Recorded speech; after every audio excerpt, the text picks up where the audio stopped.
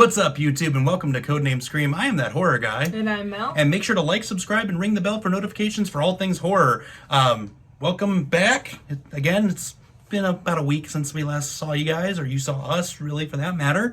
But we're back discussing some classics. It's going to be our new thing for here for next couple weeks. Got some fun ones planned for you guys. So what are we starting off with our classics with? We are doing Chopping Mall. Yeah. Not Shopping Mall. Chopping Mall. Chopping, not shopping. Released March 21st, 1986. Directed by Jim Wynorski. Written by Jim Wynorski and Steve Mitchell. And produced by Julie Corman. Weird things with budget and box office. Yeah. A little odd. We had an $800,000 budget. But no box office. No box office. It was said to do poorly. So if you were to adjust that for 2021 inflation, it's real poor. Poorly. It's poorly inflated. But what did the critics and audience think? Because there's got to be something there at least. Yeah, critics had 50%, so they're split. Okay. And audience only 38%. Okay. So, I mean, critics liking it more than audience. Not common for us. Strange. It's either even balance or it's usually on the audience side. So Yeah, tell us a little bit about this interesting movie. So this one, I will provide you guys a link below in the description to go check this out on Shudder. Shudder, because you know what to do here, and they need to know what to do with us. But link in the description below to watch it on Shudder.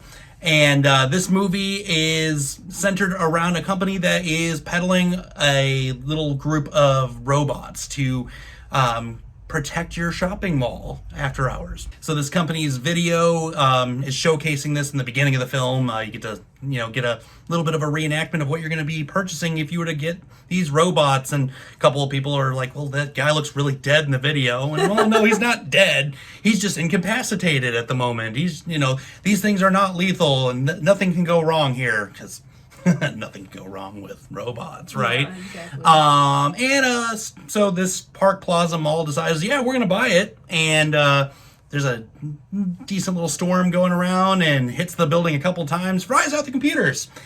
And sure enough, the thing that we promised wasn't going to happen is happening, as one robot decides to pick off two technicians. So the only two people that could probably stop anything from happening are now dead. Yeah. So one great way to start this. And then we set around a group of guys that are going to have this party with their girlfriends and girls they're interested in a furniture store in the mall after hours. The owner's son's real hesitant about it, real nerdy type, but they promise he's going to have a great time. And I love that whole conversation, though. Do you have the beer? Oh, yeah? Yeah. And it's, first of all, who has a party in a furniture store? Yeah, it's pretty lame. Second of all, it's not really a party. It's just like a few couples making out on furniture that hasn't been sold yet. It's some party. Needless to say, I'm going to be a little skeptical if I ever go furniture shopping ever again. Exactly. Because, these couples are all fornicating and doing their own thing on what could be your brand new bed that you think you're breaking in. No, it's been broken in by a couple teenagers. And the line that her and I have been throwing back and forth the whole time, the whole, you smell like pepperoni, but I like pepperoni. Yep. And then, boop. So then we get to watch as slowly these killbots are, assembling, going to their respective floors and finding each one of these guys one by one. Yep. And killing them in random ways they see fit. In awesome ways. In awesome ways with the worst CGI on the planet. Yep. By far. This might be the worst we've covered as far as CGI is concerned. Halloween 3. Halloween 3 is looking pretty good in comparison to this. Even that that freeze sickle shot looked way better than any of that laser. Well, I think that they got their lasers from the freeze pops in Halloween 3 because it was very similar. Yeah, they were similar, but Halloween 3 did it better. And I'm just going to fight that point because it's Tom Atkins. This movie Tom Atkins didn't do the CGI. No, but he was in the film and made it infinitely more tolerable. If Tom Atkins was in this movie, it would have been a better film. Well, Barbara Crampton was in it. Yes, and this week you will notice we're kind of on a Barbara Crampton kick unintentionally. But hey, whatever works, right? And so they are thinking of ways to try and kill off these robots one by one, taking propane tanks, rolling them at them, shooting them, and that's not doing the trick either. Eventually, they just, blow up whole stores with these damn things in them, and slowly but surely, we get down to the final two, and the one you think is dead. I was sure he was done. Oh, I thought so. I was like, oh, that's the end of that, and that was kind of sad because the two little nerdy couples that were, instead of fornicating, watching a movie together. Yeah, I liked that scene. Yeah, that was. I thought that was sweet. Oh yeah, they were Netflixing the part of Netflix and chill. Yeah. The chill part was happening couple couches, couple beds down the way, but and then we just get to the end there. We blow up the final one with a ton of paint and a ton of primer in a store. That was way too much paint and primer to be blowing up that much. So it was like a Michael Bay production going on exactly. in '86. So, but that's about it. Check out the movie in the link in the description on Shudder. So, what did you think of it? I love this movie so much. It's an old coworker told me about this movie, and she was like, "It's called Chopping Mall. You have to see it." And I thought of a slasher when I hear Chopping Mall. And you look at the movie poster, and you think this is a slasher movie. Yep. Not at all what's happening, but it has the vibe of an 80s slasher. Yeah. Like the whole vibe of the movie.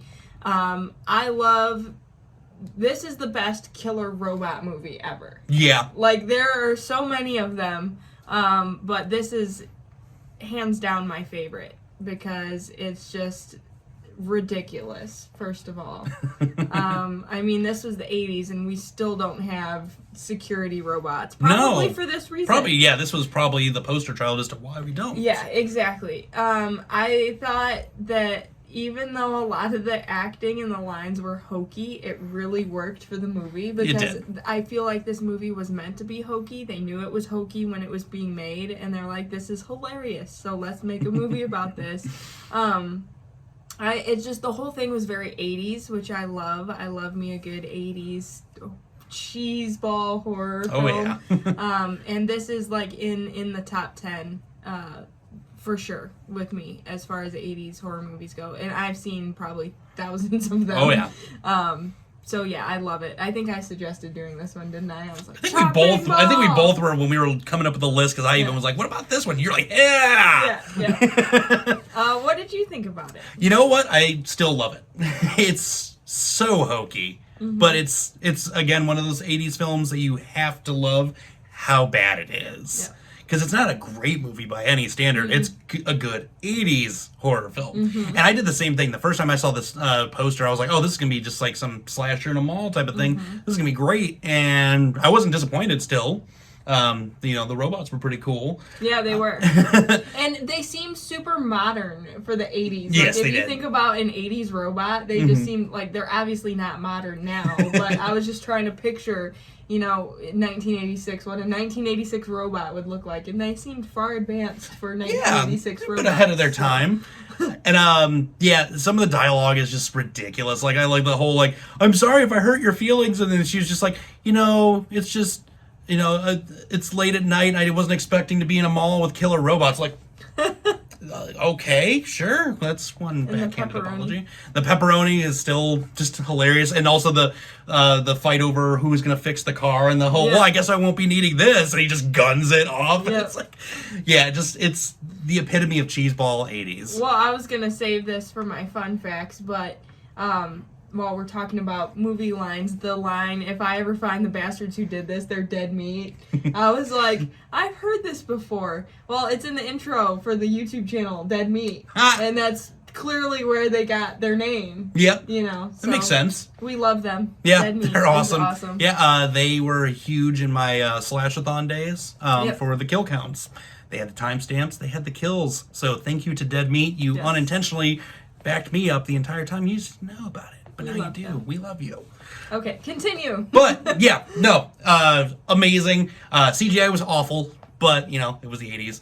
But it's still awful, nonetheless. But it made the movie better. But it made the movie fun. Barbara Crampton rocks. And, we unintentionally picked a bunch of her movies.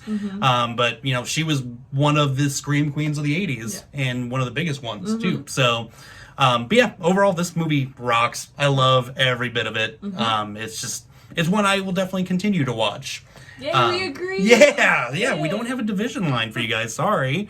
But what are some fun facts about the movie now that you did mention some? Sure, yeah. The reason the movie came to be is because the producer, Julie Corman, made a deal to make a horror movie that was set in the mall. So that was like how the whole thing started. And she wasn't given guidelines on, killer robots, but then that just came to be later.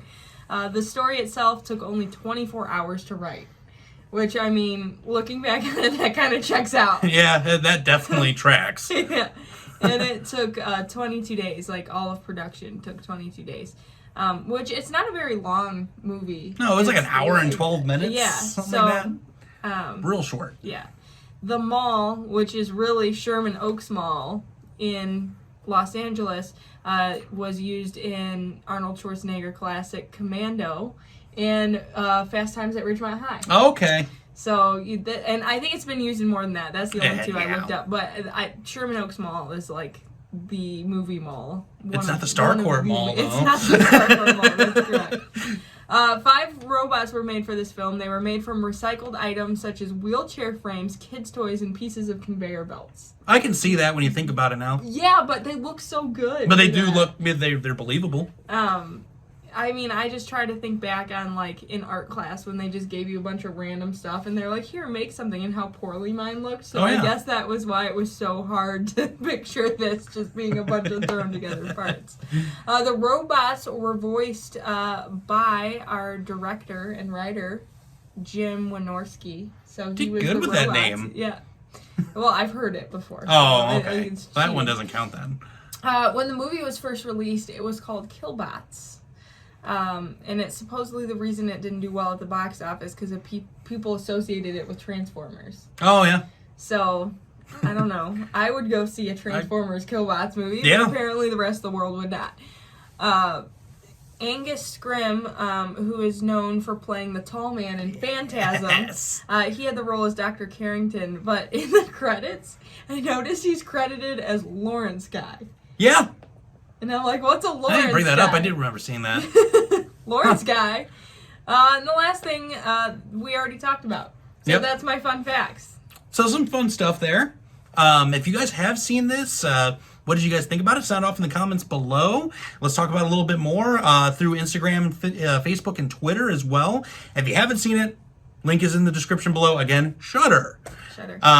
And again, we've got some more fun ones coming up around the corner. We're not going to quite tell you guys what's going on. I kind of want to surprise everybody, leave some mystique to this a little bit. And we also got some more Patreon content coming around the corner for you guys as well. So make sure to keep an eye out for that. And with that being said, scary later, YouTube.